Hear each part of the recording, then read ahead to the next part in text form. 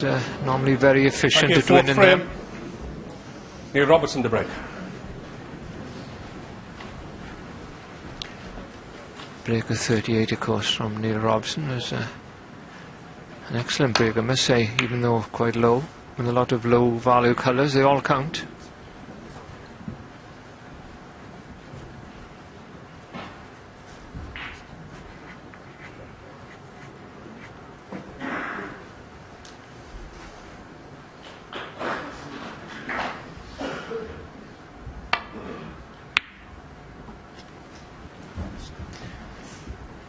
Well, he needs that to go tight on the cushion. That red ball just moved for the left then as it stopped. Came away from the pocket, so to speak. Whether it caught a hand mark or something.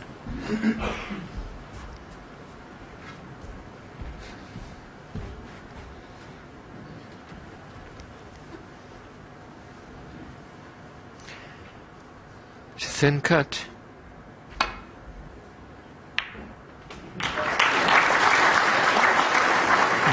One. Pot that. He's on the blue.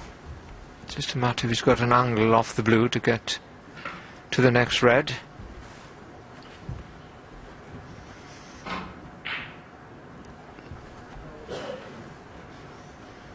Well, he may be pushing the boat out here. He's playing it dead weight. Oh, he's got it thin. Robertson one. He's looking there as if the blue may have moved on his track to the centre pocket. He thought it was in.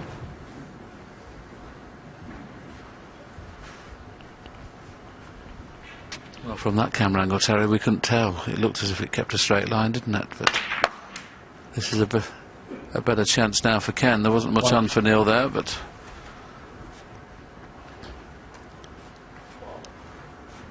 there's the blue from a different angle. Let's see if we can notice if it rolls up the table a little bit. Didn't appear to, did it?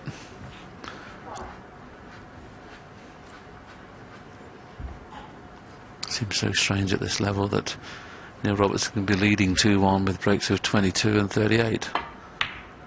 But that was the equation, but the difference was that break of 38 was a 6 red break, which is amazing. 7.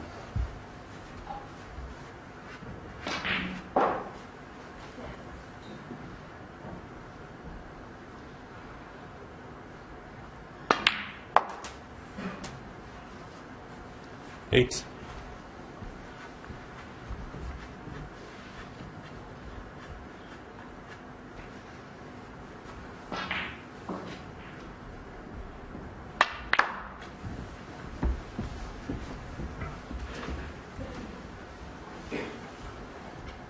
Thirteen.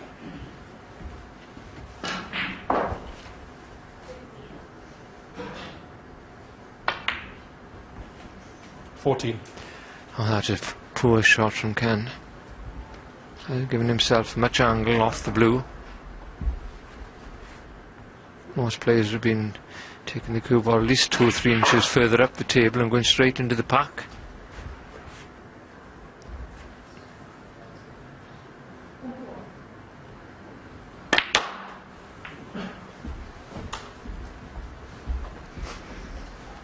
Made a very slight angle, just enough to stun off the straight line, but left himself difficult red. He's looking at the 3-ball plant there now. But not too bad. Obviously he's got to make it. It's not straight to the pocket. It's going towards the far knuckle. What you can't see at that angle, the first red is well, a few inches away from the second one. There you see it. Cleans the whistle. 20.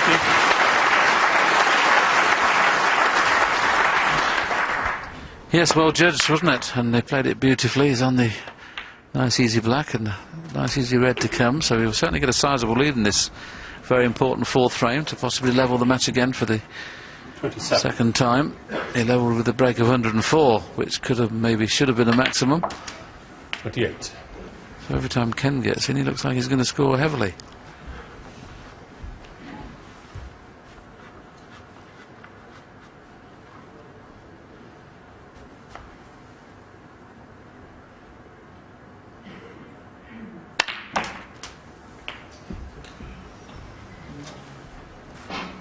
Another example of Ken doesn't get through the cue ball as well as so many other players.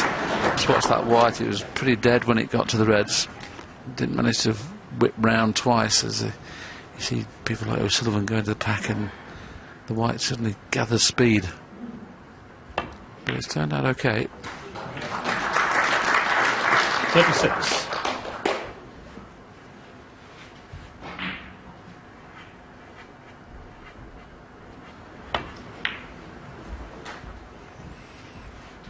Just a little bit betwixt and between. He's on choice of 3 colours here, but blue would avail better position, especially if you can play the little cannon into the pink, just to slow the cue ball down.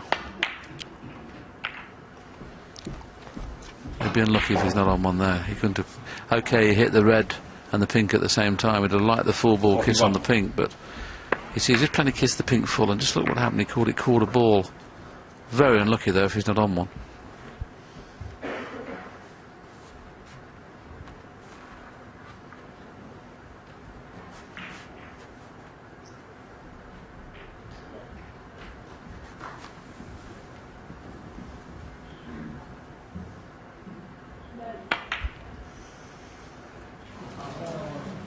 Okay, Doherty. Didn't get close to that one though.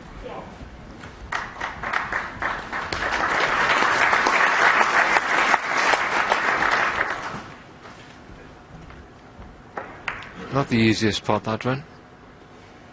But didn't threaten the pocket.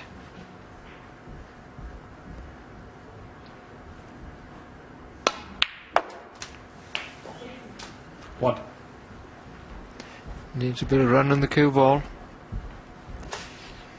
Prefer to be straight into the right corner pocket with the blue, if that's the colour he takes on.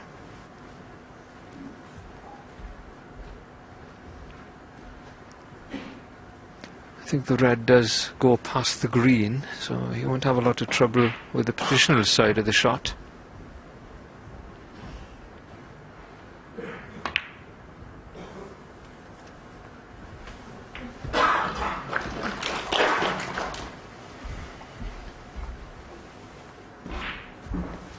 Six.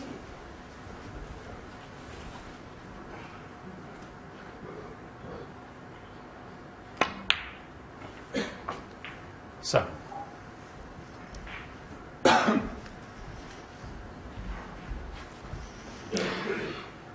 He's down on the ball colours again, and he needs to get good position on the next red, and then it's a great opportunity.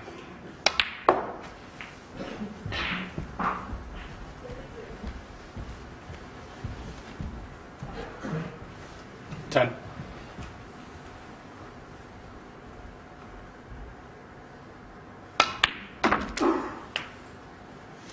11.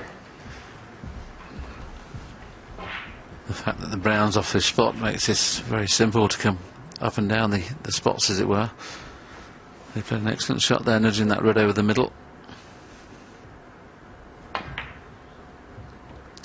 He had so much room, just decided to roll it in to make sure if he gets onto a big colour now, the black or the pink, you would expect him to win the frame at this visit. He hasn't done it so far in one visit, but this is an excellent chance now. Came to the table some 40 points behind.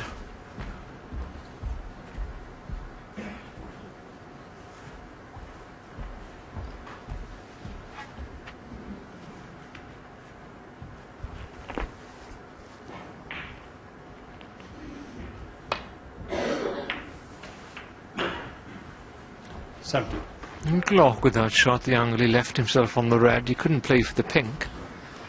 Had to be careful that he didn't run too far for the black. It's okay.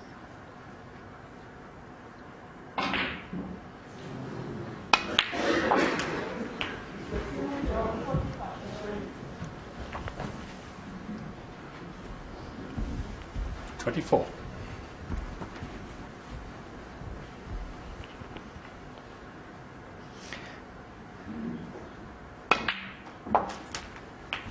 Pink into the centre, then he'll be in prime position now, and he'll be very disappointed if he doesn't clinch it from here.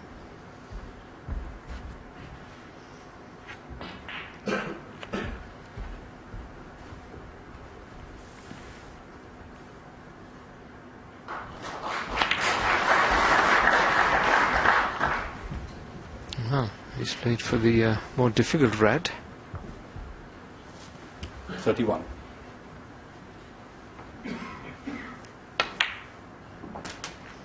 Probably they all look easy to him, he pots so well.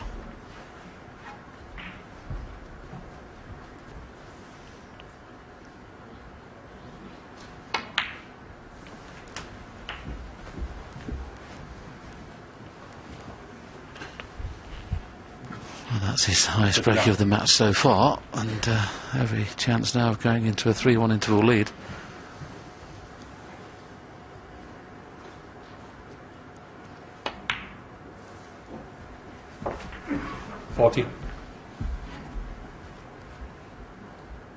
Quick glance at the scoreboard will tell them they're exactly level.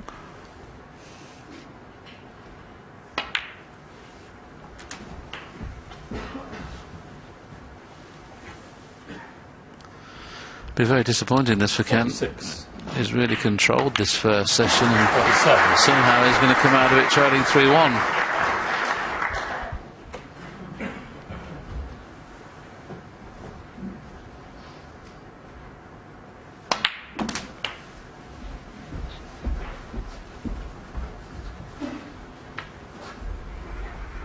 54.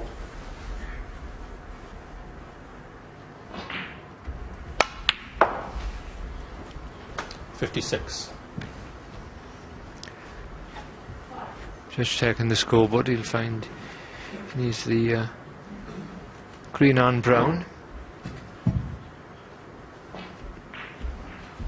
Hasn't come perfect on this green, he'll have to screw back with the rest, being a left-hander. Don't think he's got much angle there.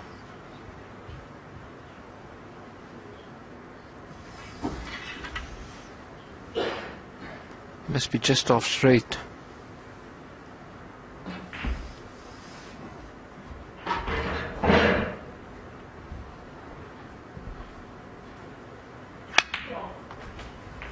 He took his time and he played it very well. That could have gone wrong. No.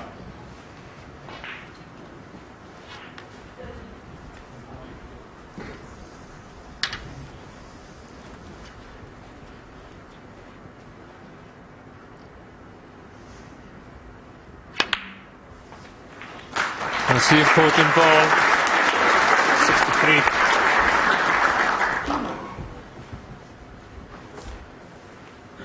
He wants the blue to cement the frame. There's never any doubt. 58. Once he gets going, his potting is as good as anybody. Don't seem to miss anything under pressure. Wasn't like that early on in the match.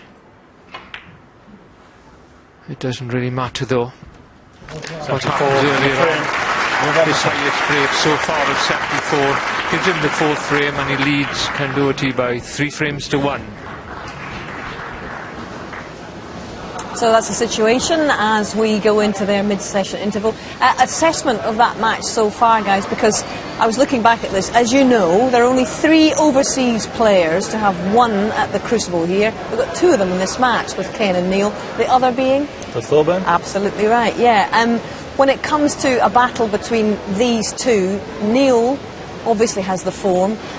How much is he capable of this year, and what do you make of the way he's played the rest of the season so far, Steve?